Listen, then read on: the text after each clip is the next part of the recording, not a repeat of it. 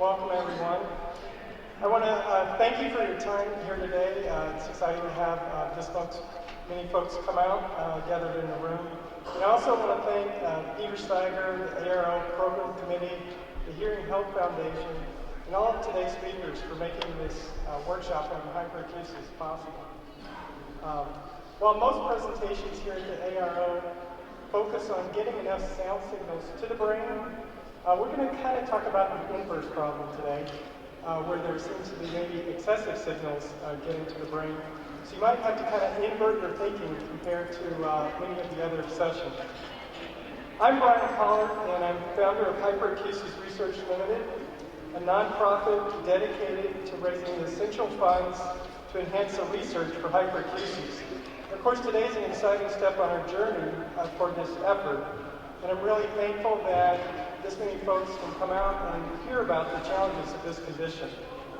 For myself, I'm a technical process expert in the semiconductor industry, and I'm fortunate to work in the industry that's part of the technological backbone that allows today's research that many of you execute to be done at an unprecedented speed. And the most advanced computing chips, like those you see here, contain billions of transistors. Now, in my role at our semiconductor fabrication facility, I analyze issues and provide a framework for the problem-solving methodologies that arise for the process. One of the primary problem-solving methodologies I use is a methodology called TREES, a Russian innovation technique that was formed from the development of scientific principles that apply to all innovations in virtually all industries. The theory of the technique is to break down systems to their most basic function level and simplify those to be able to develop concepts so that you can find a solution from a different industry. Simplifying complex issues is vital, as it takes many hundred of manufacturing operations to produce a chip, and just one non-optimal parameter in one step can cause the device to fail. Now that you know a little bit about my background, I want to have you focus on 4 key words for today's workshop: pain, patient, problem, and plan. I first acquired my hyperacusis condition in February of 2008 after a wood chipper was next to our house, chipping up a tree for several hours. A short while after this event, I started having an oral fullness, which eventually led to a sharp inner ear pain that felt like a knife sticking in my ear. I met with several different otolaryngologists who had no findings, as all of my audiometric tests were normal. From their comments, I eventually determined that I had developed hyperacusis. I quickly realized that my pain level, which now was more of a throbbing type pain in the cochlear area, fluctuated with the noise level I was exposed to. And I was grateful there was one TRT trained audiologist in the area, and I made the first of numerous 100-mile round trips to see this audiologist for the TRT therapy. I did see some modest improvement in terms of what noises I could tolerate that would create pain, but there are still many everyday noises such as loud music and long noises that create pain that sometimes lasted for hours at a time. As a patient, I wondered if I was unique. Some on the panel here would say that maybe I do have some uniqueness, but my audiologist considered my symptoms to be typical. Eventually, I decided to study what other patients were experiencing from the hyperacusis blogs. And I saw a trend in the blogs that others did, in fact, experience similar or some worse levels of pain. I studied the demographic information about, well, where in the world are people focused on hyperacusis?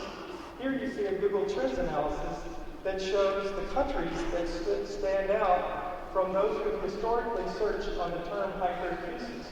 And you can see here that the Netherlands, Belgium, the United Kingdom, the United States, and Australia are those who have the biggest interest from their Google searches.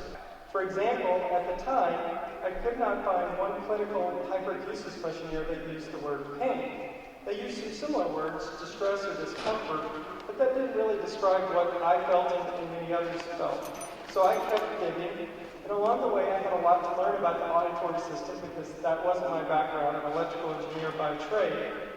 And I contemplated, well, how could we fund research so that we can model these auditory systems sufficiently for researchers to be able to understand more about hyperacusis. In every field of science, asking the right questions is vital. So I started funneling my questions to researchers directly.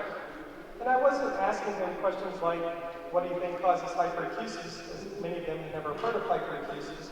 My questions were more fundamental around sound attenuation. Well, how does a healthy ear handle 95 decibels and not have a problem? What are the protective mechanisms? And can the ear, in fact, feel pain?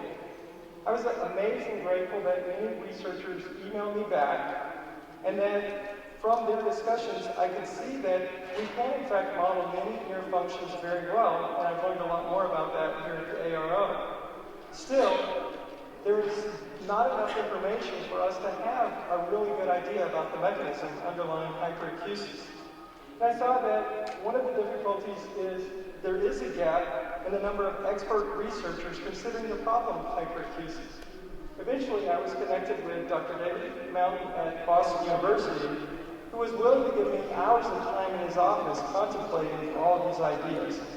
And Professor Mountain helped me to turn my curiosity into a meaningful effort. I knew we had to develop a path to get money to fund testable experiments for researchers. And so 2 years ago, Hyperacusis Research Limited was incorporated as a nonprofit in Massachusetts. And you'll notice on our site that we are dedicated to stopping what I term noise-induced pain. I coined this term noise-induced pain from the same idea as noise-induced hearing loss, to communicate in a simple way the most challenging impact some hyperacusis patients feel. Those who visit our site parallel the earlier trends I showed for the search term hyperacusis. We average between 50 and 100 page views a week, and the top countries of viewers are the US, UK, France, Canada, Netherlands, and Belgium. And you can see also in the United States, we have those searching our site in virtually every state in America. Exploring our research and patient stories are the top sections viewed. I've also done brief survey questions on pain to get better symptom data to researchers. This question, for example, when do you have the worst ear pain, had the following results. Of course, our key objective is to impact the actual research for hyperacusis. Like any research effort, we're starting with a summary work, and I'm grateful that we were able to partner with the Hearing Health Foundation and fund Rich Tyler at the University of Iowa, who's just wrapping up a literature review that will be extremely comprehensive and up-to-date for anything that's ever been published about hyperacusis. This work should be done in the next few months and will be a big foundation for driving our work in the next steps. Now as we dive into the technical aspects with our speakers, as you listen, please keep in mind our patients. Think about this example, Jesse, here a military veteran who was in the military for 12 years, and one day, one round of munition exercises left him with a debilitating hyperacusis. Jesse shares his story and the impact on his family life on our website. Many like him are waiting for us to find a breakthrough. Also, please consider how you may directly participate in a research project or help in our research effort by joining the Scientific Advisory Committee. As this year we're looking to raise funds to sponsor new research grants. Specifically, we're interested in the diagnostic techniques that can help better categorize patients or research associated with the mechanisms that are at work. I know that when we ask the correct questions, we'll then find the right answers. So that's our introduction today, and I'm excited that we have a great panel of folks who spent a lot of time studying and understanding hyperacusis. We're going to start here with Brian Moore, and I was recently able to see a video of Brian giving a talk on psychoacoustics at MIT, and I was very impressed with his ability to take these complex systems and break them down and share in a way that made it understandable to a layperson like myself how the psychoacoustics affect things like what we'll be talking about today with sound sensitivity. So let's welcome Brian Moore.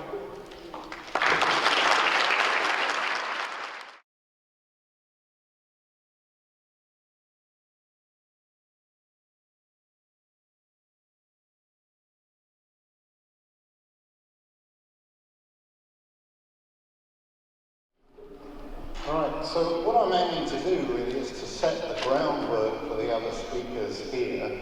I want to give you a few basic definitions and some descriptions of what could be mechanisms underlying hyperacusis.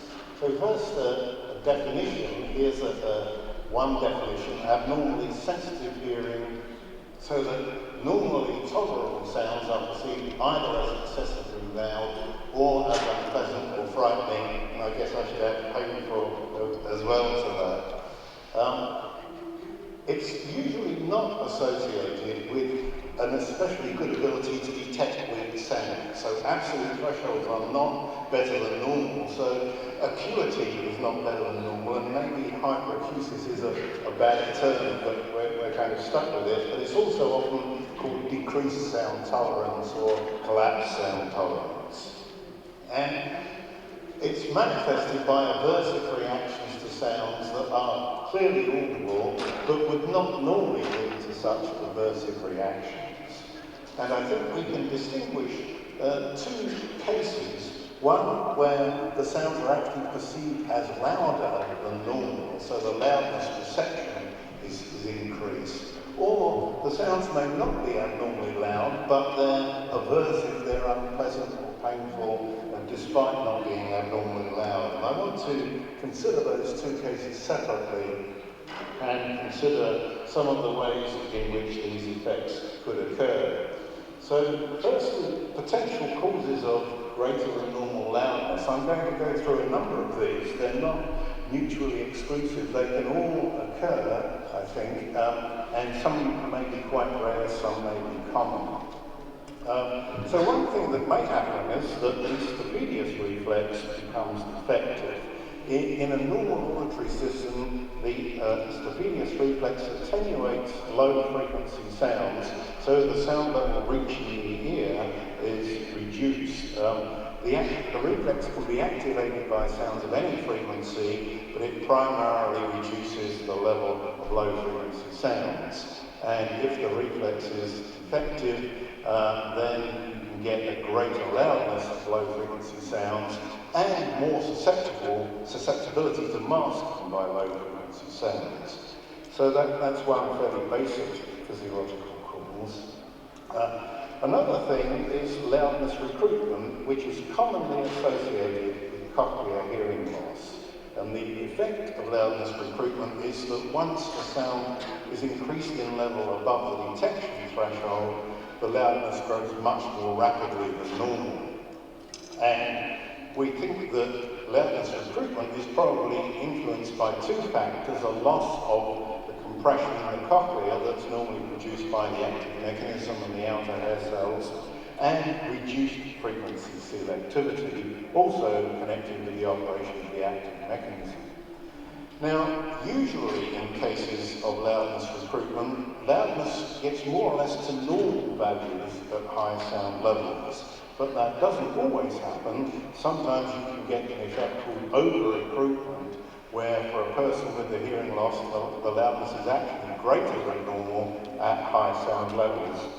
And that can be predicted by loudness models. So for people with hyperacusis associated with hearing loss, this is one potential thing that could be happening.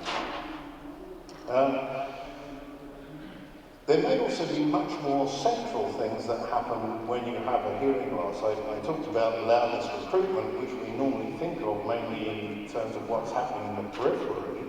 But when the peripheral input to the auditory system is altered, either decreased or increased, there may be changes in central mechanisms to compensate for those changes. And this may result in systematic changes in loudness perception. And I've given a few references here.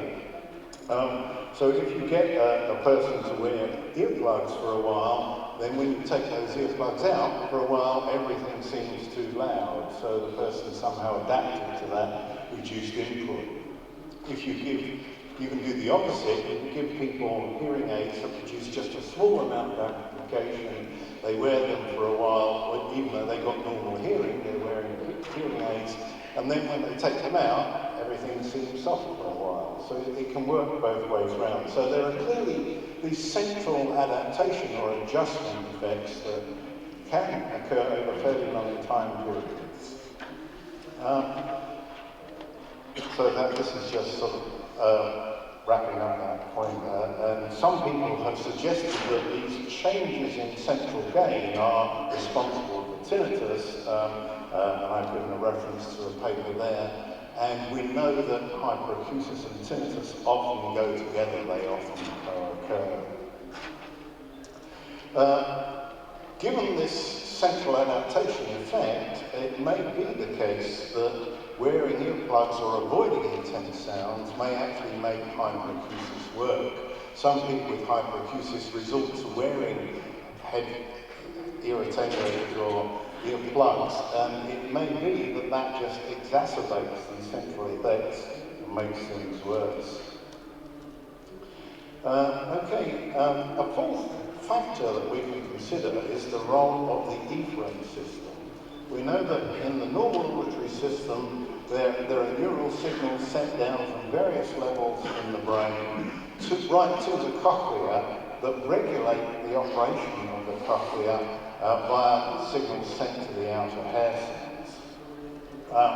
And there's lots of debate about exactly what is the role of the efferent system. It's suggested that it plays a role in protecting the cochlea from intense sounds. It may improve the detection of signals in noise, and we're still not really sure exactly what it does, but we know that this system is there, and that the signal coming from the cochlea is regulated by central mechanisms. Now, the operation of the efferent system does vary across individuals, and it may be defective in some cases. Here's an example. And it may also decline with increasing age. But as you get older, your efferent system may become less effective. Now, if a signal is sent from the brain instructing the cochlea to reduce the gain, but there isn't a reduction in the cochlear output because the efferent system isn't working properly, this may result in increased loudness. And I like to think of this as comparable to the stability of the visual world when you move your eyes. What is happening in the case of vision is the brain knows it sent a signal to the eye to move. It expects a corresponding movement of the image on the retina, and if those two things line up, the world appears to be stable. Now, if you paralyze the eye muscles, and you try to move your eyes, the brain sends a signal down to the eyes to move. There's no change in the retinal image. There's a mismatch, and you see the world moving about. So a person with paralyzed eye muscles will see the world move every time they try to move their eyes, even though the world is actually, the image on the retina is stationary. So, and I'd like to give you a possible example of an effect like that in relation to the loudness of tinnitus. And this comes from some work that I was involved with Tom Copeland and Dave Bagley. And we looked particularly at people who had unilateral hearing loss following surgery for acoustic neuroma. And such people very commonly experience tinnitus on the deaf side, and I am one such person, and this experiment partly arose from my own personal experience. And what we found was that if you present a noise to the good ear, the ear that's still okay, then as you increase the level of that noise, the loudness of the tinnitus in the deaf ear went up. So this is kind of the opposite of tinnitus masking. Instead of the background noise making the tinnitus softer or inaudible, it actually made the tinnitus louder. And one explanation for that is that the noise in the good ear activates the efferent system. The efferent system sends a signal to the cochlea on both sides saying turn down the gain, but the tinnitus signal coming up from the deaf side, whatever that is, spontaneous activity at some level in the auditory system, that signal does not change as a result of the instructions from the efferent system, and that's interpreted by the brain as a greater loudness of the tinnitus. Now, we don't know that this is the correct explanation, but it's at least a plausible explanation for what's going on. So I want to turn now to consideration of hyperacusis in cases where the loudness is normal. So the person isn't necessarily perceiving the sound as loud or as normal, but it's somehow aversive, unpleasant, or painful. And this is perhaps a more common situation. If a person is afraid of a particular sound or sounds in general, this is often called phonophobia. And if the person simply dislikes the sound but isn't afraid of it, this is called misophobia. Sometimes the two go together, of course. You may dislike the sound and be afraid of it. And both of these things may arise as a result of some unpleasant event or experience occurring at the same time or associated with a certain sound. Sometimes it can just be exposure to a very intense sound, sometimes called acoustic shock. And sometimes this happens with telephone operators, just through some fault in the electrical circuitry. There's some huge signal that momentarily comes down the line and really blasts that ear, and then after that they're just fearful of sounds and scared of sounds. I had a personal experience of a case like this of a prison guard, and all prison guards are equipped with a personal attack alarm. So if a prisoner attacks them, they set off this alarm and everybody else comes running to help them. And some other prison guard, in a stupid joke, went up behind this guy and set off the alarm right next to his ear. And after that, the guy was permanently afraid of sounds and was fearful of sounds, even moderate level sounds. And he was a great football fan, but he couldn't go to football matches afterwards because the noise of the crowd was too frightening for him. So this may be associated with some specific event. Brian mentioned the woodchipper that seemed to trigger his hyperacusis, but it's not always possible to identify the source of such an event. With children, it can be as simple as exposure to things like firecrackers and so on. They may be frightened at the time, and that leads to a longer-term fear of sound. So the idea is that once an association is set up, that there is fear of a certain kind of sound, or a sound event was very unpleasant at the time, then that results in an overactivation of the limbic and autonomic nervous systems, causing a fight or flight response, and that in itself is unpleasant, reinforces the negative associations with the sound, and leads to an ongoing maintenance of the condition. And of course, this idea is very similar to what's involved in some interpretations of what's happening in tinnitus. I just want to briefly mention some specific cases where hyperacusis occurs, genetic and medical conditions. And one that's been studied quite a lot is Williams syndrome, which is a genetic condition. And in people who have Williams syndrome, or at least children who have Williams syndrome, there's a very high prevalence of hyperacusis. It's been estimated in various studies ranging from 84 to 100%. And in one quite comprehensive study by Levitin and his colleagues, they showed that people with Williams syndrome do not have better thresholds for detecting sounds, but they're fearful or afraid or find unpleasant for certain kinds of sounds. And many of them also show lower uncomfortable loudness levels. So there might be some sounds that are not unpleasant at medium levels, but they become unpleasant at higher levels, and the level at which they become unpleasant is lower than normal. And that's sometimes called odinoacusis. I'm not sure how it's pronounced, odinoacusis. And there have been some suggestions for a specific physiological basis of this hyperacusis in Williams syndrome based on dysfunction of mechanisms involving high 5-hydroxytryptamine. Autism is another condition that's often associated with hyperacusis. There's a wide range of estimates of prevalence from 18 to 63%, but it's certainly quite commonly associated with autism. And another curious one is Lyme's disease, which is the disease you get when a tick jumps onto you and bites you.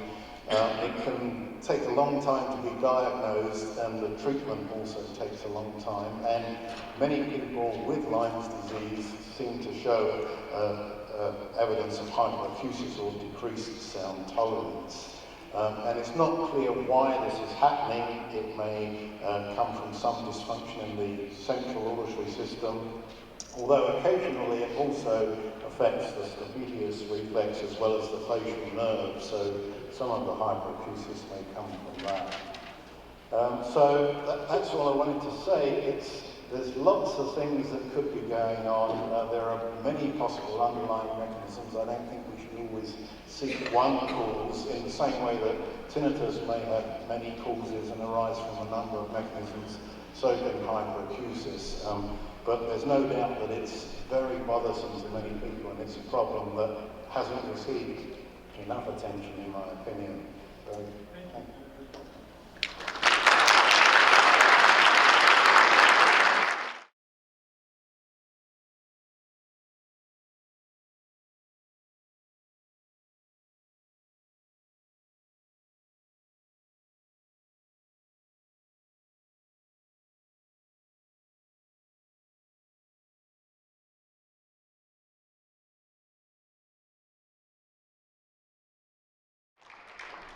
Thank you, Brian, and thank you, organisers. It's a genuine delight to be here.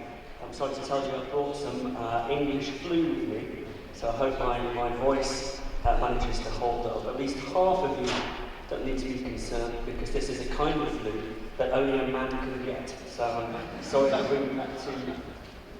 What I've been asked to do is to look at the epidemiology of decreased sound tolerance, for us to look then at what's known about the etiology and to draw out from those two some themes of potential mechanisms.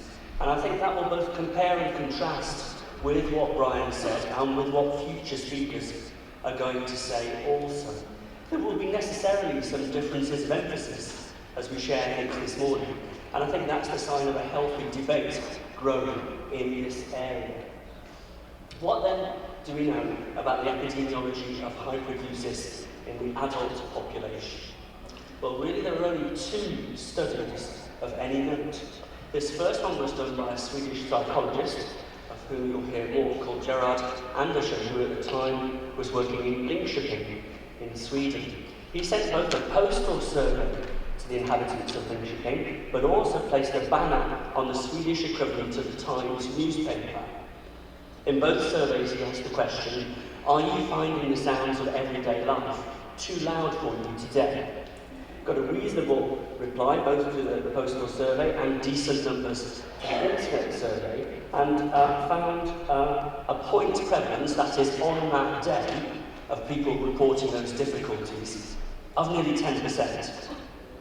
Now that's of some interest, and this is in the peer-reviewed literature, but I'm not at all sure how that maps onto the rather moving and poignant stories we've heard from both Brian and Monica.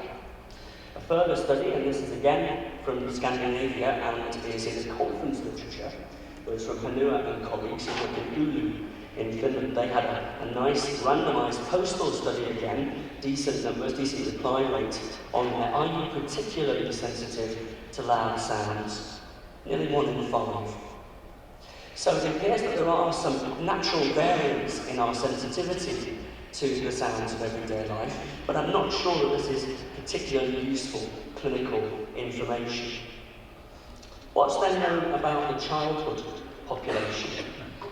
I see good numbers of children in my clinic with both tinnitus and hyperacusis. One of the things I've learned to do is to get them to draw a picture of their situation. So not only is ARO breaking new ground with Skype today, I sense in its 40-year history, I may be the only person to put up a picture drawn by an 8-year-old.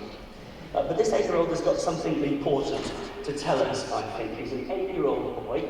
He is not autistic, He has not had a head injury, he does not have middle ear disease, yet he has drifted into a situation where his world is intensely loud and uncomfortable for him. Here he's telling us about the distress he's experiencing with the sound of the street, even though it's through a window in his house.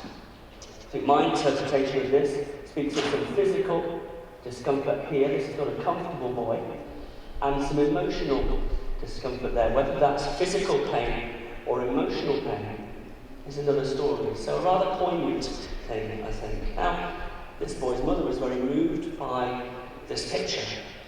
And she said, well, this is what he looks like when I pick him up from school, when he's been in school assembly and everybody's cheered and he's had to withdraw himself. But then what do we know about the childhood sound tolerance situation? Prevalence, very little in the literature to speak of. Incidence, vanishing little.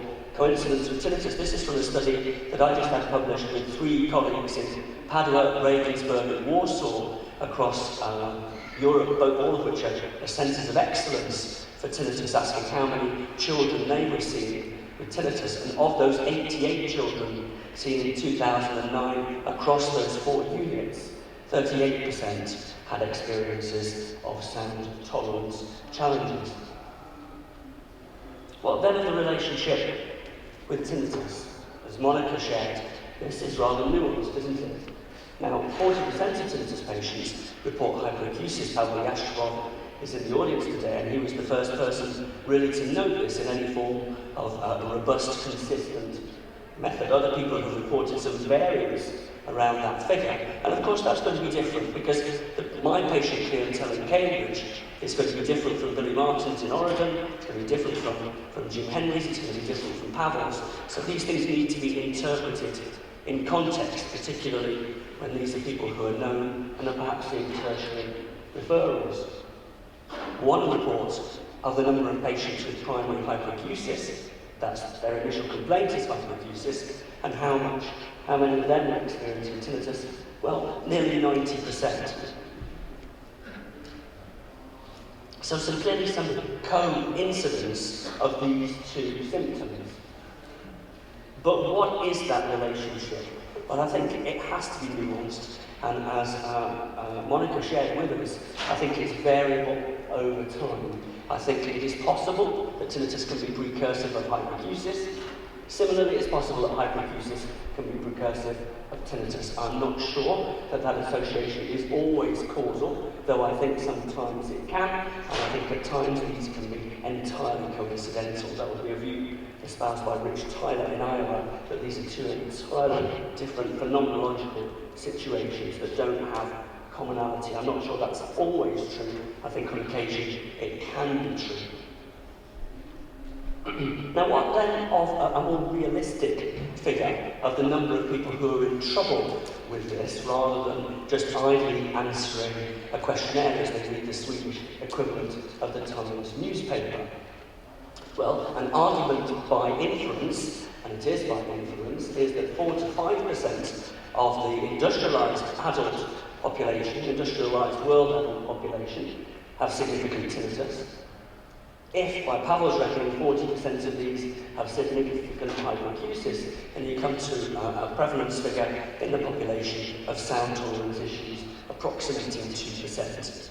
We don't have any data on the number of people who are in Brian and Monica's particular severe situation, but these would be people who are having difficulty maintaining social, professional, perhaps personal relationships and arrangements due to these sorts of problems. What then are the etiologies underlying this? What are we looking for in the clinic when a patient turns up with a primary complaint of hyperacusis? This again resonates with some of the things that Brian was saying earlier. There are some clear peripheral causes to loudness tolerance issues, but the majority of these knock out vestibular reflex, and Brian has beautifully described how that can be involved in loudness tolerance issues. Similarly, it can in recruitment. But there are a large number of central causes that have been identified in the clinical literature. One immediate distinction to make is that these peripheral and cochlear issues would not necessarily change with emotional or mood state, would not be influenced by the fear and precursive anxiety that that young man was having as he entered assembly, whereas these issues might well have some form of emotional modulating factor there. So if a patient is talking about a changing, modulating hypersensitivity to sound, well, maybe these are more central issues rather than the peripheral issues there. Following long-standing middle ear effusion. I'm sorry for my voice, this is being videoed, and I'm going to sound increasingly like some kind of Hollywood star as my voice breaks up. It's probably the only time in my life I'll be compared to a Hollywood star. If you put grommets or tubes in a child who's had a long-standing middle ear effusion and a long-standing maximum conductive hearing loss, if you're the clinician who follows this child up, then the parents will congratulate you very, very warmly. They will say, that was an excellent operation. It has restored my child's hearing. In fact, it was such a good operation that for 3 days following the operation, his hearing was too acute and the world was too loud for him. So within the clinical situation, you can now see some form of central gain abnormality that normalises over a fairly rapid period following normalising of hearing thresholds in clinic post-grommet surgery. What then do we know about the relationship with mood? Until very recently, there's been no quantitative data, but there's been a large amount of speculation and opinion applied in this area because, of course, many patients with sound tolerance issues are rather anxious and distressed when you see them in the clinic.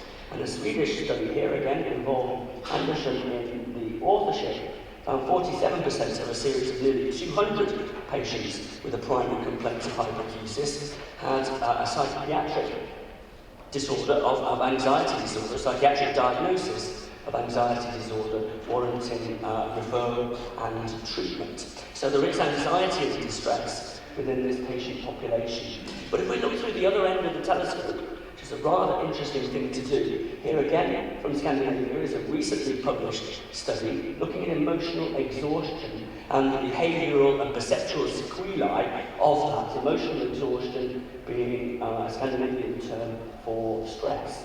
They looked at 340 individuals with diagnosed chronic emotional exhaustion, of whom exactly 4 had sound tolerance issues. Now, to my mind, this is rather useful data, as it's an indicator that the anxiety and distress is consequent upon the sound tolerance collapse, rather than the alternative. Now, of course, both those things are possible, but in general, it does seem to me that people become anxious and distressed once their sound tolerance has collapsed. What then of autistic spectrum disorder? Again, mentioned by Brian, and many of you who've got colleagues working with paediatric audiology will know that it's well known that children on the autistic spectrum have sound tolerance issues, and that's in the presence, usually, of normal peripheral hearing.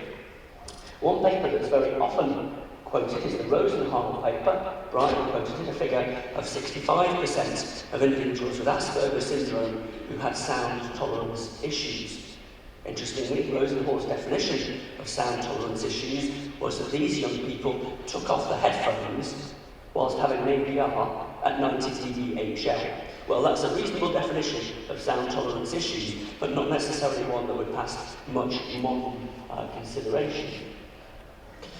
A further view, though, is perhaps that children, people with autistic spectrum disorder, rather than having a general hyperacusis, are having a hyper-reactivity to novel auditory targets. I see a good number of people with Asperger's syndrome in my clinic, and they sit in my clinic room, and it's not that the world is too loud for them. It's that the door slams in the corridor and they're distracted. Somebody drops a pen or chats in the corridor, they're distracted. These people are hyper-reactive to auditory targets, and Gummo colleagues were able to put some high-functioning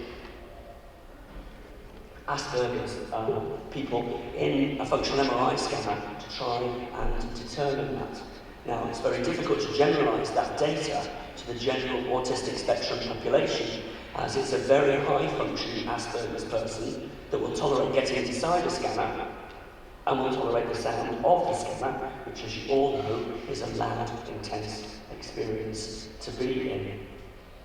And there's more to know, I think, about the autistic spectrum disorder situation. Concern about hearing and vision are very often the early precursors of concern from parents.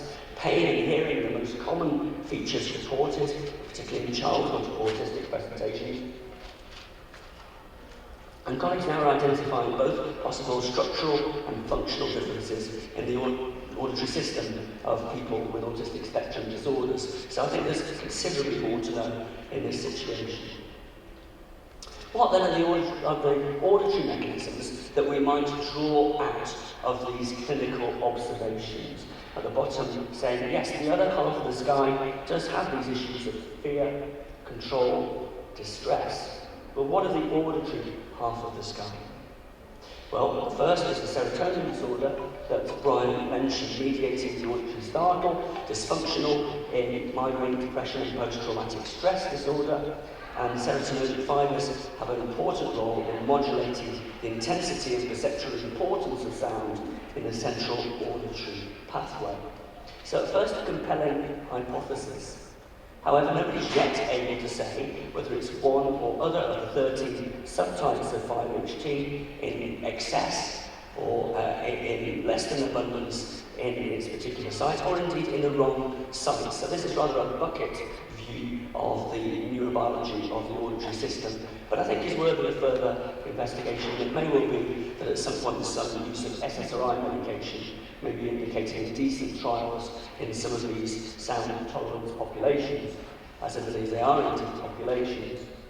What then is an efferent auditory system? Well, you guys are very well aware of this, and in particular, that the medial efferents run down the inferior vestibular nerve, first suggested to have a role in auditory gain issues in hyperacusis by Vernon, who interestingly reported in his series of 1,000 patients with troublesome tinnitus, exactly 4 had had hyperacusis. What then of the medial efferent system? Well, as some of you will know, the medial efferent system runs down through the anastomosis of aort, through the inferior vestibular nerve, through the saccular branch, branching off into the outer hair cells of the cochlea at the last possible moment. Small and reported by Aort at the end of the First World War conflict in Germany, and didn't really reach much muster in the medical literature. There's the anastomosis that he describes, branching off from the saccular nerve down onto the outer hair cells of the cochlea. Now this is of some interest because until very recently, surgical colleagues would delight in sectioning both the inferior and superior vestibular nerves, on occasion just the inferior, in patients with intractable Meniere's disease, therefore performing a sudden, once-off, complete ablation of the efferent system down onto the cochlea. And that doesn't seem to change tinnitus or loudness perception, or indeed the psychoacoustical abilities of patients when tested in psychoacoustic evaluation. Though colleagues do tell me there are some issues with these tests. What then of this issue of central auditory gain? As we know, our central auditory gain is modulated both by our acoustic environment and by our mood. If we're waiting for an important phone call in a quiet room with our phone on the table in front of us, when the phone rings, we startle. Our auditory gain is being potentiated. If we have a noisy neighbour, when we come home from work, we wait for them to come home from work themselves, we hear their hearing a lock, and the music being turned on, our auditory gain has been potentiated by our concern about the sound that they're exposing us to. And I think the argument has to be that hyperacusis may well be underpinned by a chronic increase in this auditory gain, maintained then by anxiety, fear and vigilance, and perhaps exacerbated by overprotection. It's been mentioned today that there are 2 approaches to the protection of hearing in sound tolerance issues. One is to forbid it completely, the other is to be pragmatic about it. I would firmly say I was in the pragmatic camp, as are the vast majority of practitioners in the country. Now, the idea that there is adaptive plasticity of auditory gain in the human auditory system was suggested by Craig Formby and colleagues. Craig's in the audience, and he did an interesting experiment taking patients with normal hearing, in fact students in his university, giving them 2 weeks and 23 hours a day with attenuating earplugs and with loudness scaling methods, finding that they were more sensitive to loudness at the end of that. And an alternative group using wideband sound domain stimulation, 2 weeks on their waking day using loudness scaling, reduced sensitivity to loudness. 2 important things to say. First is that we're seeing changes in loudness perception over a very rapid period. Second important thing to say is that Professor Hornby is rather embarrassed that I've shown you this picture, but if we're going to maintain his anonymity, as like many of us, his picture on the internet is rather younger than he is in real life. And I apologise for saying that. In summary then, hyperacusis remains a scientific and clinical enigma. Some facts are emerging from fiction, but many, many questions remain. And there's an urgent need for clinical research. Thank you very much for your attention.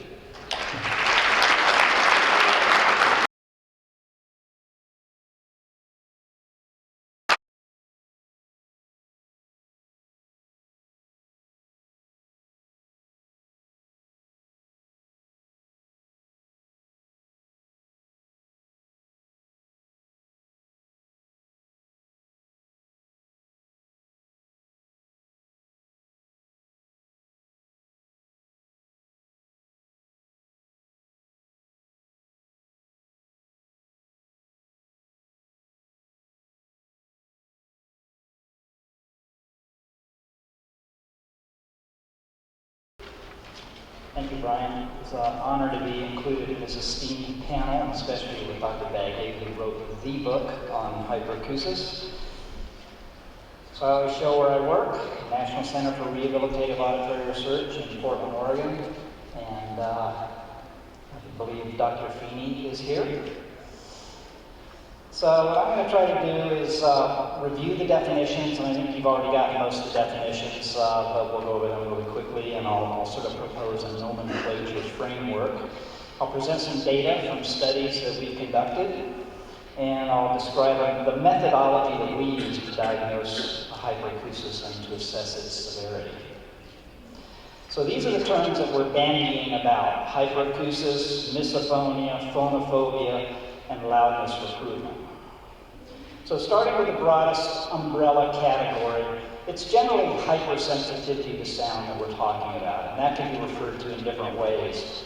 Decreased sound tolerance, reduced sound tolerance, reduced loudness tolerance, reduced, whatever you want to choose. It's just kind of this umbrella term for this general condition, but there's many subcategories. So we'll call hypersensitivity to sound our umbrella category. And then under that we have, I like to think of it as patients either have more of a physical reaction to sound, a physical discomfort caused by sound, or an emotional reaction to sound. They're not necessarily exclusive, but that's the general breakdown. Dr. Jasperbob has done us a great favor by coming up with the term misophonia. And I like it, I use it. Hyperacusis would then be the counterpart to misophonia. Misophonia is emotions, hyperacusis is the physical discomfort or the physical pain. And then there's degrees. So we talk about hyperacusis, but what really does that mean? I mean, how much of a problem is it? It can be a mild to a moderate problem. Hopefully I'm not catching Dr. Bagley's flu. Or it can be a severe problem. I would say that the great majority of our patients have a mild to moderate hyperacusis problem, and relatively few have a severe problem.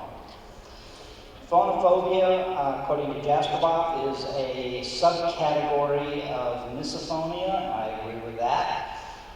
It refers to fear of sound. It's not a reaction to sound, but it's the expectation that a sound will become too loud. And loudness recruitment, we've already had that explained to us a couple of times. It's abnormally rapid growth in the perception of loudness. It's usually a phenomenon of cochlear or sensory or hearing loss, and it may or may not be associated with reduced tolerance to sound.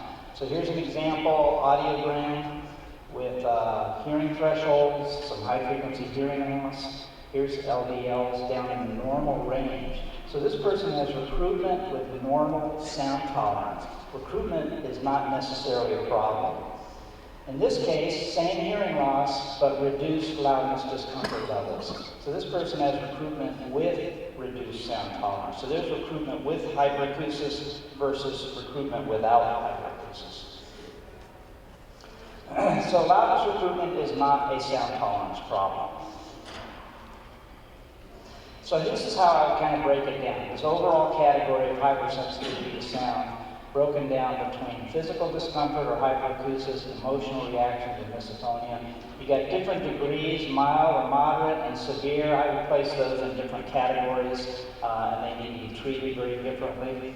Ear pain is kind of its own unique category, and that's what Brian here described. And it's very unusual, but some patients do have this sharp, knife-like pain. And then misophonia, same thing, mild, moderate reactions versus severe reactions, and then this subcategory of phonophobia.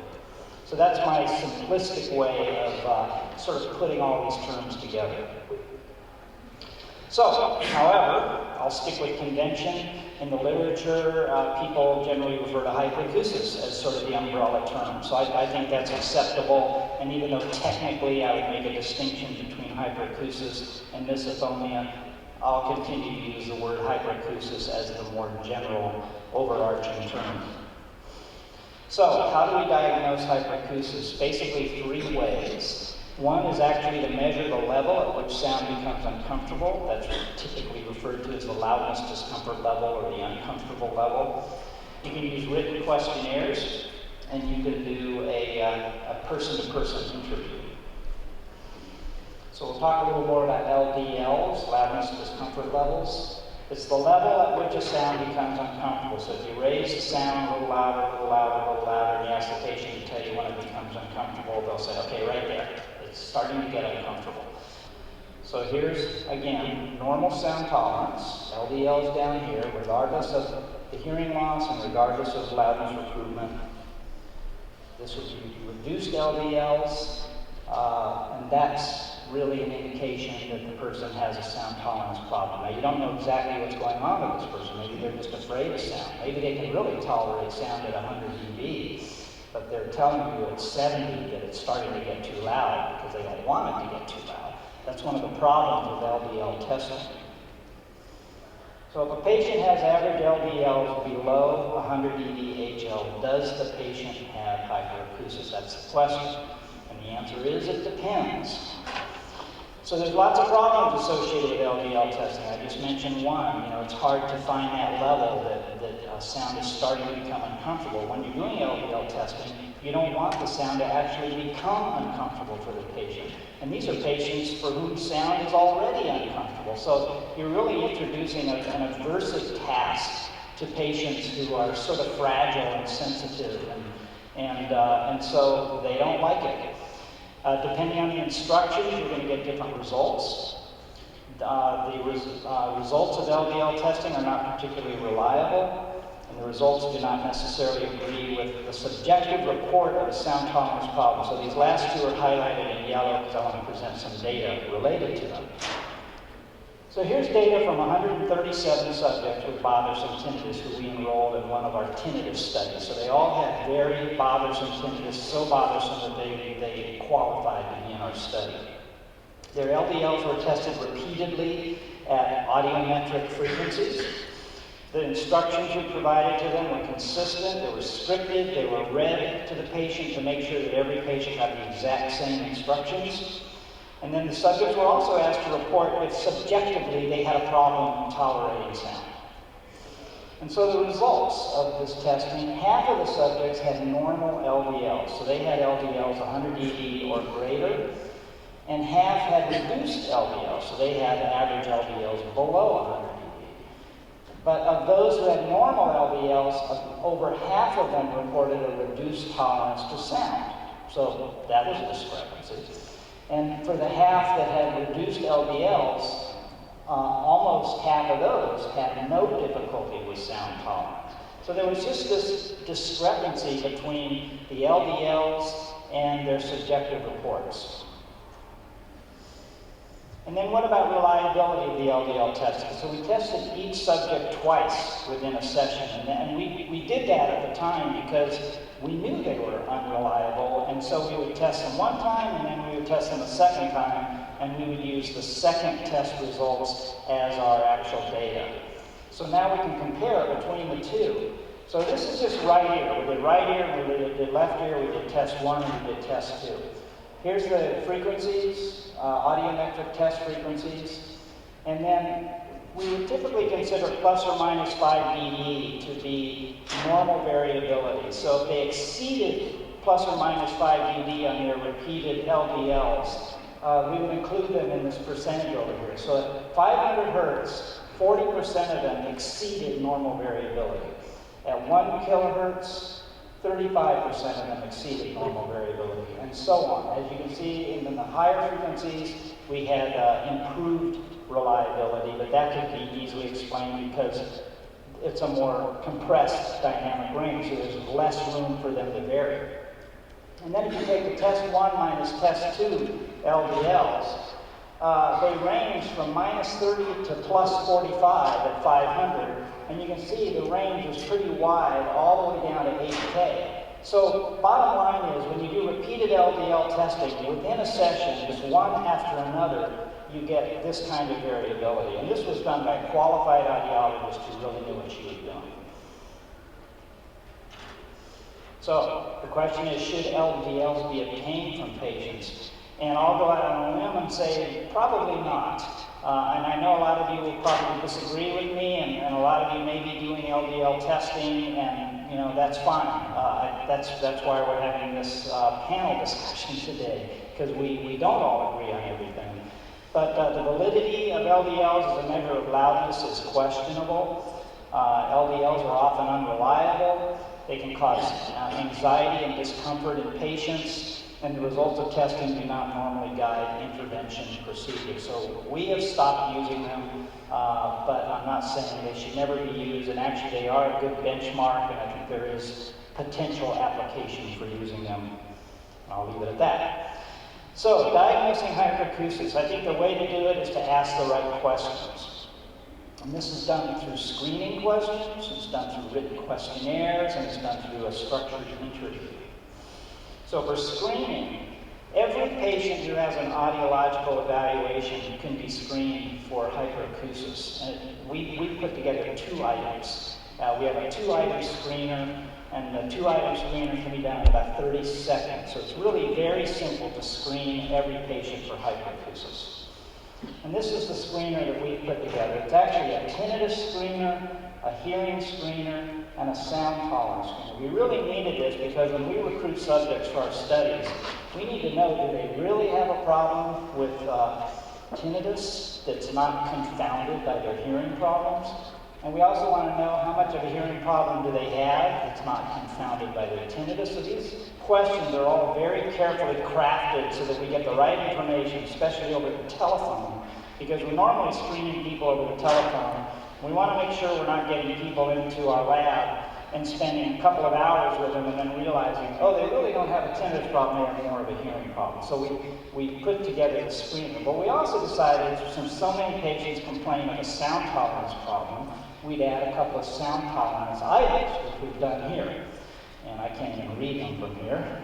But basically there's 2 items, and then they tell you not a problem, small problem, moderate problem, big problem, or very big problem. So we get that basic information from everybody who inquires about our studies. So we're doing a multi-site study right now, which is just wrapping up. And we've evaluated 279 subjects. We evaluate them at multiple points, but at baseline, we have some data to report. And of these, using these 2 screening questions, almost half reported a moderate to very big problem with sound tolerance. So these are patients who qualify for a tinnitus intervention study. And then over half of these said it would be a moderate to very big problem being in a meeting with 5 to 10 people. And that's kind of what we think is the benchmark. If they can be in a room with people talking, most likely, if they do have hyperacusis, it's probably moderate to mild. But if they can't tolerate the sound of people talking, like being in a restaurant or being in a meeting, I mean, those are kind of different levels. But if they can't tolerate that level of sound, that's where we think they get into the sort of severe level of difficulty. So, do all of these people have hyperacusis? You know, they're reporting a sound tolerance problem. Do they have hyperacusis? So what are the real life results? Of all of these subjects, half of them reported a significant sound tolerance problem. Only one was not able to come to these sessions because it was too loud. All the others were comfortable sitting through these group sessions. So this is typical of the studies we've done for the past 18 years with thousands of subjects. Now, I am in the VA hospital system, and we do see typically veterans with noise exposure and TBI and PTSD. So we have kind of a profile of our subjects. But of those, this is typical. We have one subject who has a severe hyperacusis problem. So that's kind of getting into how do you define the severity of hyperacusis. And I'm not downplaying it. There are people with hyperacusis. We've got one right here with severe hyperacusis. I had severe hyperacusis at one point. When I went to Dr. Jasperbov's training in 1997, I was wearing earplugs all the time. I had no idea what I was doing. And during his training, I had an epiphany. I was like, oh my goodness, I'm doing the exact wrong thing. So I stopped wearing my earplugs as much as possible. I basically weaned myself off of wearing earplugs. And about a year later, I didn't have to wear them all the time. I just keep them in my pocket. But certain things do bother me, you know, like the sound of the speaker. My ear starts to fill up, so the sense of oral fullness. I have all of those symptoms. I have to manage my hyperacusis. I would say I once had severe hyperacusis. Now I have mild to moderate hyperacusis, and I manage it successfully. So, patients with severe hyperacusis, we did a survey of VA audiologists, and they said that they have about one per year with severe hyperacusis. And that's basically the person who comes into your clinic wearing ear muffs or ear plugs. That's the patient we would consider to have severe hyperacusis. Written questionnaires, Dr. Bagley could probably tell you about these. I know there's a couple of validated questionnaires. I've never used them, so I can't really comment on them, but there are written questionnaires available. My opinion, the best way to diagnose hyperacusis and assess its severity is to use a structured hyperacusis interview. The TRT initial interview contains a sound tolerance section. That's a good set of questions to ask if you suspect a patient of hyperacusis. Based on that, we've developed the sound tolerance interview, and I'm going to show you that next. And I'm sure there's others. You can put together your own structured interview. It would be nice if we all use the same one, but we're just not even nearly there yet. But we have developed one of our own that we're pretty happy with. It's called the Sound Tolerance Interview. It's a 2.5-page form, and it contains 6 items.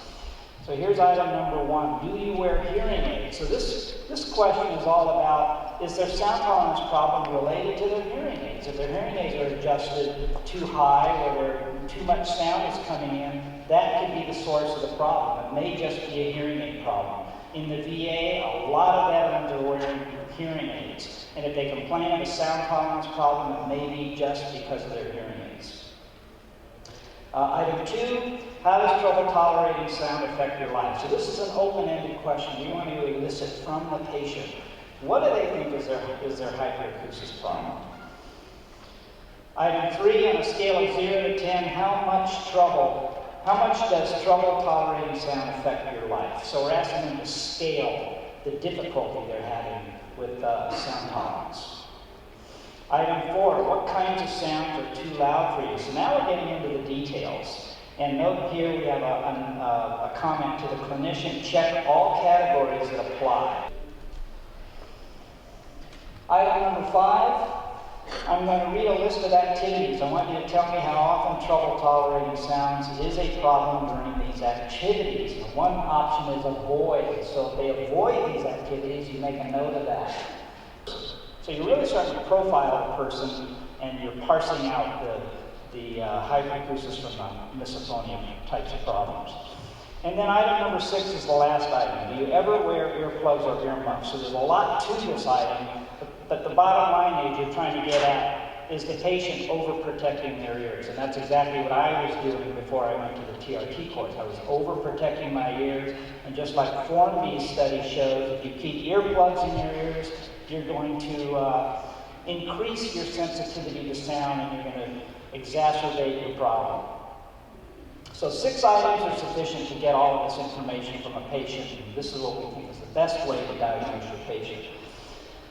So, just to briefly recap, diagnosing hyperacusis and measuring hyperacusis severity is the purpose for my talking to you today. And the process is we start with screening questions to identify patients who might have a sound tolerance problem. And even with all these false positives that we get, the screening identifies people who need information about hyperacusis. So we put together a 2-page handout that we give to any of these patients, and it pretty much explains what hyperacusis is and the do's and don'ts of hyperacusis.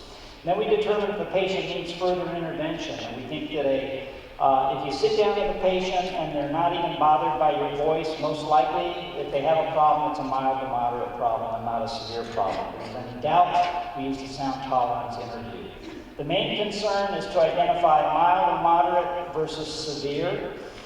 And so here's my operational definition of a mild to moderate sound tolerance problem. The patient reports a sound tolerance problem but is able to be in public without ear protection. And then my operational definition for a severe sound tolerance problem, patient is unable to be in public without wearing ear protection. I've run out of time, so I've got to wrap it up. Future directions, we need standardized assessment instruments and procedures, and we need an epidemiology study to define the essential features of hyperacusis, to distinguish between hyperacusis and misophonia, and determine prevalence rates. In fact, we are starting an epidemiology study, but it will be specific to veterans, like just about all the research I did. So thank you very much for your time and attention.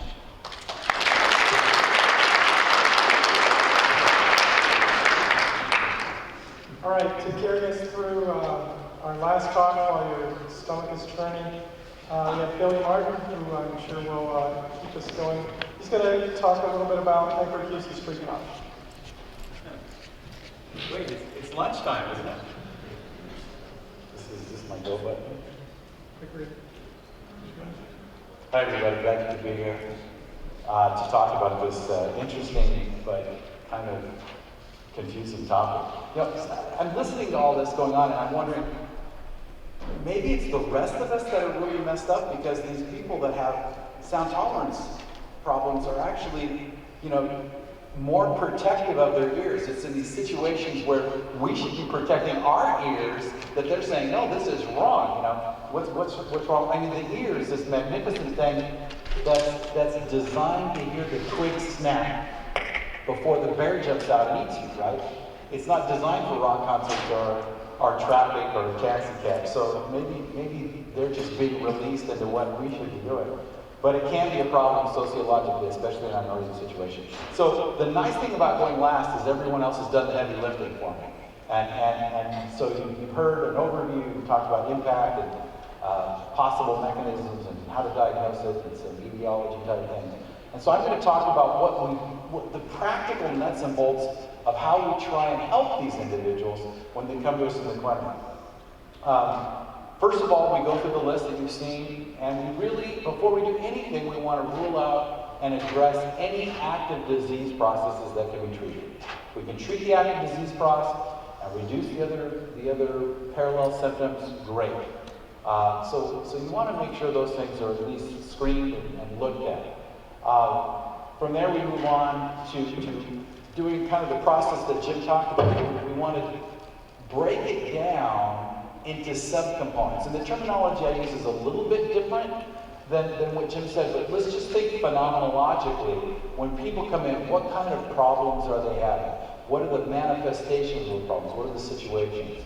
One of the things that we don't have in terms of treatments for any of these. We don't have a way, a medication. We don't have a pill we can give people to stop this. We don't have any kind of neural stimulation or auditory stimulation that makes it goes away. So our tools are extremely limited in trying to provide care for these patients. The first one is what in audiology and psychoacoustics we call recruitment, and that's that limited dynamic range that's typically associated with a cochlear insult. It's probably that the outer hair cells are beat up, and so you lose some of the dampening that may normally happen in the active cochlear amplifier, where you get amplification of low-level sounds and probably some damping of the system to higher-level sounds. And that goes away, and that's so common in sensory neural hearing loss. It's a problem for people who get stimulated in those frequency ranges. It's usually limited to the areas where they have cochlear damage. And so what we do is when we amplify for their hearing loss, we just put in compression. We just crank down on the output of their devices at the frequencies where they have these problems. And we basically use technology to create a dynamic range in which they're comfortable. And now with nonlinear gain controls at each frequency band, and multiple bands, 20 bands in your hearing aid, we can do this quite well for each individual. And that's how we deal with that. We just use compression. Now this other issue of hyperacusis, and phenomenologically, I'm going to say these are people who come in and they have reduced sound tolerance across all frequencies. And it can vary over a wide range of degrees. A friend of mine who's a psychologist was talking to me about general sensory sensitivity. And in psychology realms, they say that about 30% of the human race just don't like loud sounds. They don't like being in noisy places. They don't like noisy restaurants. It's not necessarily due to a pathology. And there's about the same number of people who would be uncomfortable going out on a bright sunny day like we're having here without sunglasses. So there's a normal continuum of sensory sensitivity or discomfort that we have to take into consideration here. Somewhere buried in that 30% are people who have this new additional extra decreased tolerance. And if it's across all frequencies, if it's in all sounds, and it doesn't appear to be recruitment based, then we can call this hyperacusis or hypersensitivity. Now, when we see people come in, like Jim was talking about, where sounds of 60 decibels, my voice level, or lower, are uncomfortable, intolerable, to where they have to come to our clinic wearing earmuffs, earplugs, sometimes both, just to get from the parking lot to us. These are the rare people, but these are the ones that we consider problematic. And we do see those. It's often confused in the clinic with recruitment. People say, loud sounds bother me. Oh, you've got hyperacusis. Well, not necessarily. We can document, not MCL, sorry, UCL, uncomfortable loudness levels. The information that Jim just gave me about the unreliability of what otherwise is a very reliable test when you're doing this in a normal population, to me is interesting because the degree of test-retest unreliability may be indicative of other issues that are going on in that patient. So it may be that the higher the degree of test-retest unreliability, the more emotional factors may be involved as they adjust. So that could be a hint to something. I've never heard that before. I think it's very interesting. We can do that testing, and these people tend to have lower maximum sound tolerances. From what Jim told me, we don't tend to do it repeatedly, but maybe we should, to see if there's a curve at which they settle out. Actually, we do it repeatedly, but just not, we don't track all of them. We kind of beat on them until we get the highest level. We have to be really very careful in doing this test because we do not want to exacerbate them physiologically or psychologically, and so we tend not to use this test or not to be very aggressive with it in this population. Other people will present with phonophobia, fear of sound. I'm going to talk about that more in detail, and tinnitus.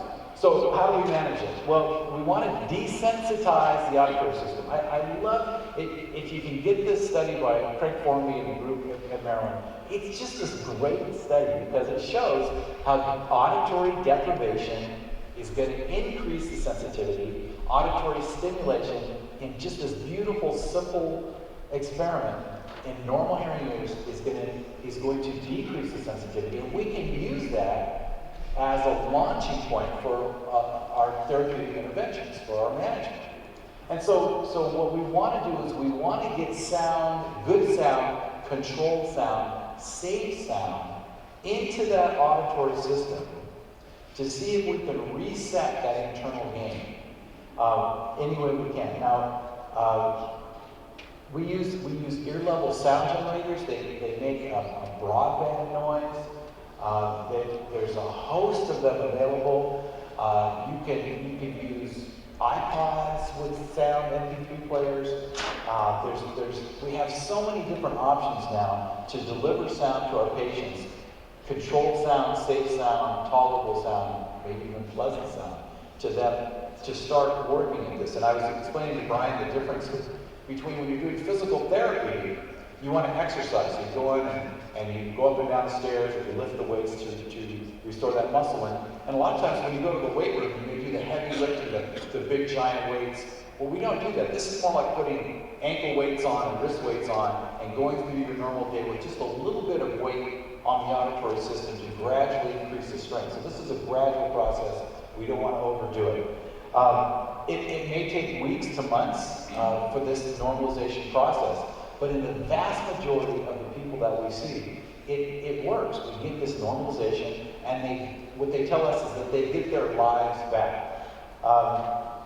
In the early reports, Jack Vernon was one of the first guys to talk about this and try treatment interventions. They recommended pink noise, which is equal energy per octave. And the reason is just that pink noise doesn't have a lot of high frequency energy, which most of our patients say that's the most irritating to them. That's really, really kind of what exacerbates the problem and is the most annoying and just the least tolerable in general. So Jack says, let's just use pink noise. It turns out music has an equivalent spectrum to that. And in fact, it may not be so much the spectrum of the sound energy we're getting in as just the presence of sound energy that's actually the therapeutic part of this. We don't have any studies comparing broadband white noise to pink noise to any other shade noise to let us know the difference. But just experientially, the key is getting sound into that brain at a level that's comfortable and safe, and gradually increasing it over time. We start off just right above threshold. And on a schedule with each patient, and we have to adapt it because they'll have, as Monica was saying, good days and bad days. We want to gradually increase the volume of that background sound and the duration of it over time until they get back into an area to where they can go out and go about their daily activities. So it's an iterative process with each person. There's also a psychological or a physiological component. One of the things that we want to do is make sure that they are protected from potentially dangerous sounds. Rock concerts, drag races, discos. You've ever been to a junior high volleyball match with screaming 8th grade girls at the top of them? These are places that anybody should be protecting their hearing. For the person who's had hyperacusis, it's devastating. It will create one of these tremendous setbacks that almost leaves them in a worse situation, as we heard from Monica, than they were before. This is quite common. So we want them to be proactive, prospective about protecting themselves, avoiding or protecting themselves appropriately in those types of situations.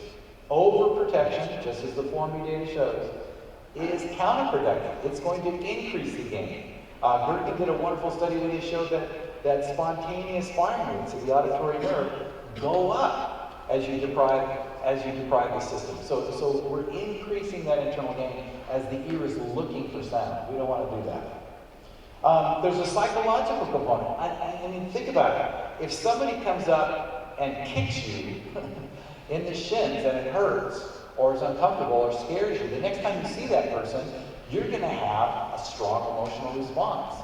And whenever we go through any type of horrific experience physiologically, there's always a psychological and emotional overlay. It can be almost a mini form of post-traumatic stress syndrome or disorder. And so one of the things that we do in our treatment is we try and provide the patient with an intellectual framework, an understanding of what's going on, of what types of things are going to make it worse, what types of things are going to make it better, to give them a cognitive reference in which they can kind of process their daily life.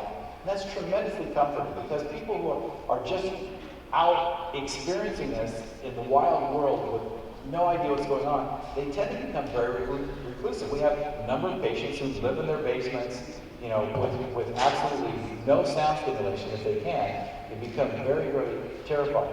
So we want to use technology to create a sense of safety. And this is interesting. We can actually use hearing aids as hearing protective devices. You can put a full mold ear mold, a full mold on it, and you can have the hearing aid to amplify the very, very softest sound, so they can hear that, and then clamp it down with compression. So we're actually using hearing aids not to amplify sounds at higher levels, but to use them as control devices, almost like an adjustable hearing protection.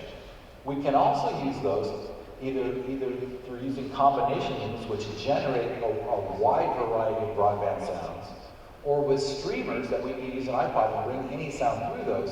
We can use those for the background therapeutic stimulation. So we're no longer using hearing aids as prosthetic devices, just to replace missing hair cells.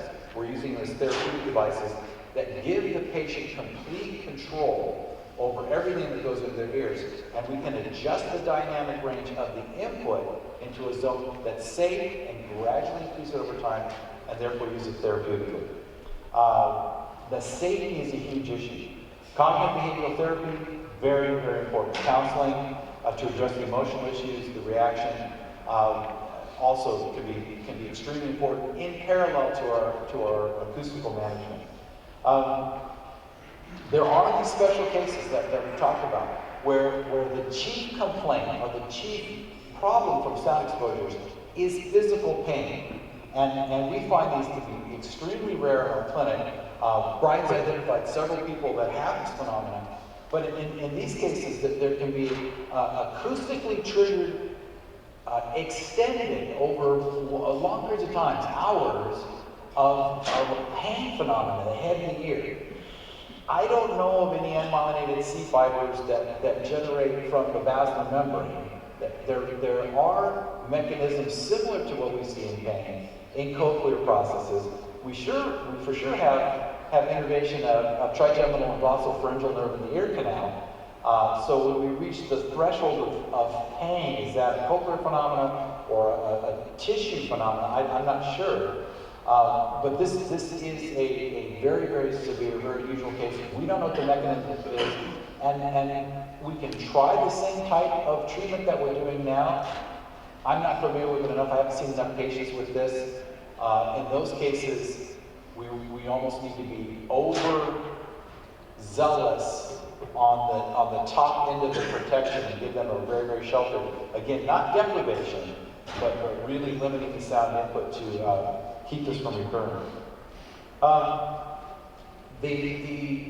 The fear of sound. This is this logical response to any threat that you've ever had, any physical harm you've ever had. The fear of sound. And this is a natural, almost inseparable overlay to the physiological decrease in tolerance. And it's very difficult to separate them out.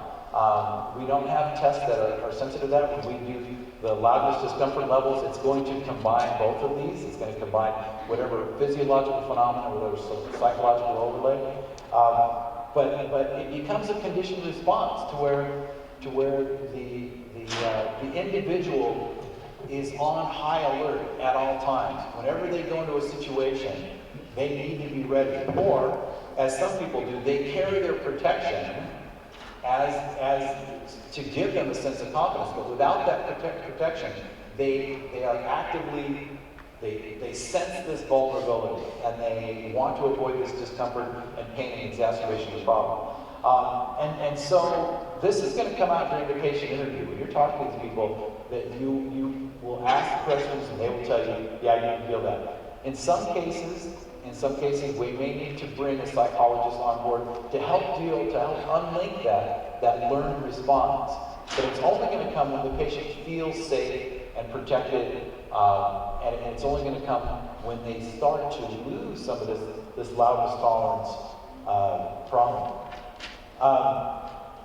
And people that have this fear, you really, really need to be very careful if you're going to test their uncomfortable levels, loudness discomfort at all.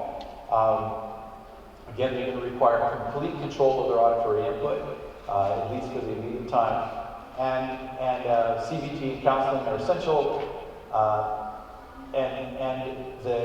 In addition to the fear, addressing the fear component, you are going to have to address the physiological component through some kind of sound stimulation over time. There's this other thing, and Jim and I kind of use the term misophonia differently, so you can ignore the term. The phenomenon is fascinating. It is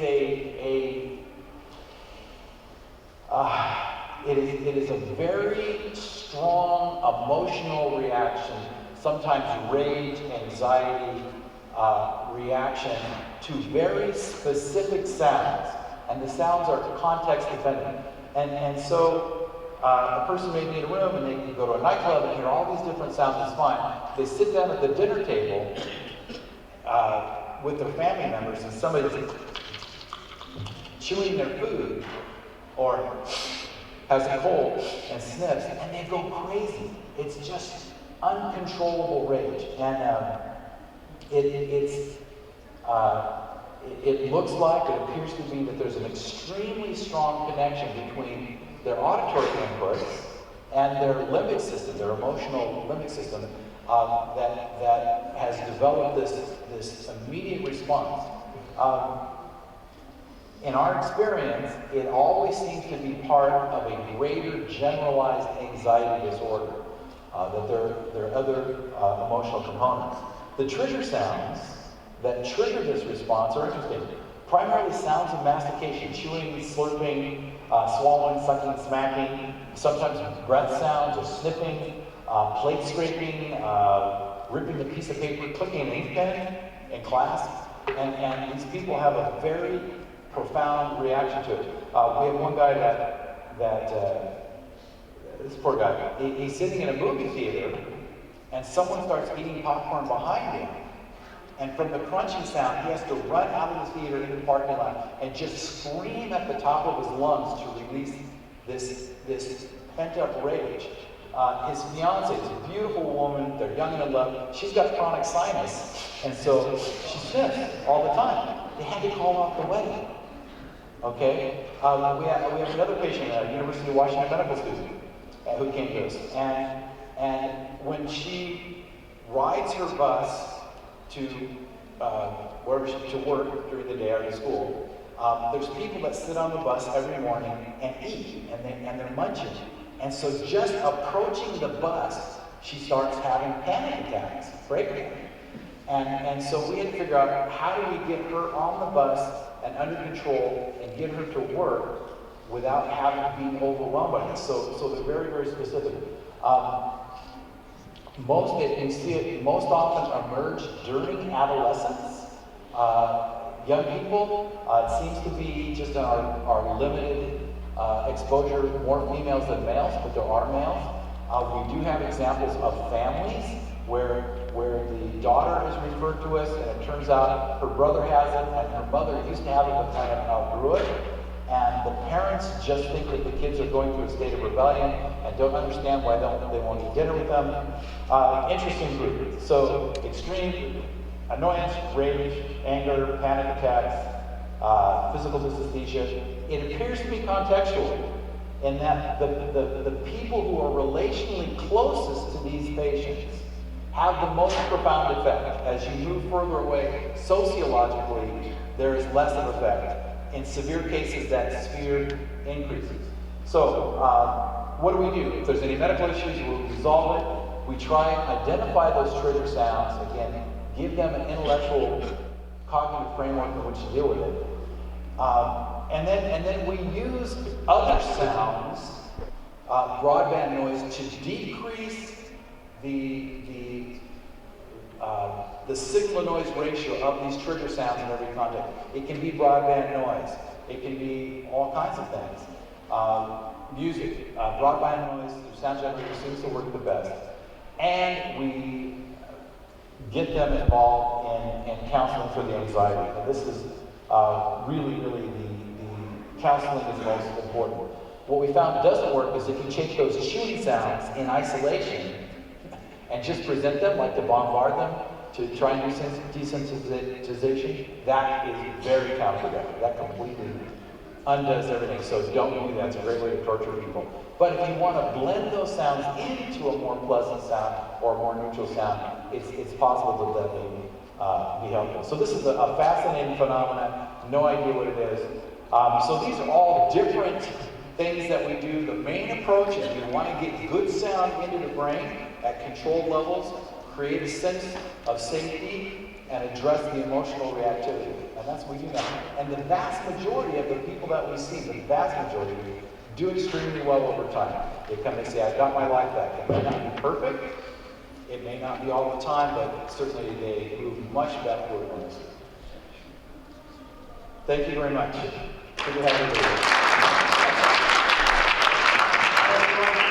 We're out of time, so hopefully today has helped enhance your understanding of hyperacusis.